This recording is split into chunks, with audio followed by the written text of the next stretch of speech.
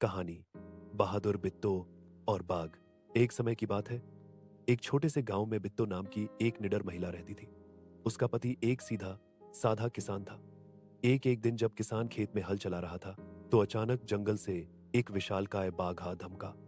बाघ ने दहाड़ते हुए कहा, ए किसान, मुझे अपना बैल दे दे, वरना मैं तुझे खा जाऊंगा। किसान बुरी तरह डर गया और उसने अपनी जान बचाने के लिए बाघ से कहा, तुम मेरे बैल को मत खाओ, मैं तुम्हारे लिए घर से अपनी तगड़ी गाय लेकर आता हूं।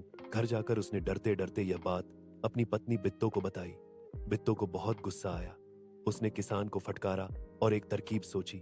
बित्तो ने सिर पर एक बड़ा सा पगड़ बांधा, हाथ में दरांती ली और घोड़े पर सवार होकर खेत की ओर निकल पड़ी। एक दो खेत पर पहुंचकर उसने जोरदार आवाज में ललकारा, अरे किसान, तूने तो कहा था कि तूने खेत में 4 बाघों को फंसा रखा है, लेकिन यहां तो एक ही दिख रहा है। चलो कोई बात नहीं, आज नाश्ते में एक ही बाघ से काम चला लूंगी। यह सुनते ही बाघ के होश उड़ गए।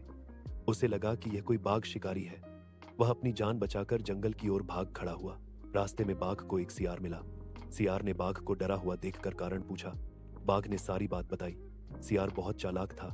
उसने कहा, मामा, वह तो एक औरत थी, आप बेकार में डर गए। चलिए वापस चलते हैं, आज हमें बढ़िया दावत मिलेगी। बाघ अब भी डरा हुआ था, इसलिए उसने शर्त रखी, ठीक है, लेकिन हम दोनों अपनी पूंछ एक दूसरे से बांधकर चलेंगे ताकि तुम मुझे छोड़कर भाग न सको। जब बित्तो ने बाघ और सियार को एक साथ आते देखा तो वह घबराई नहीं।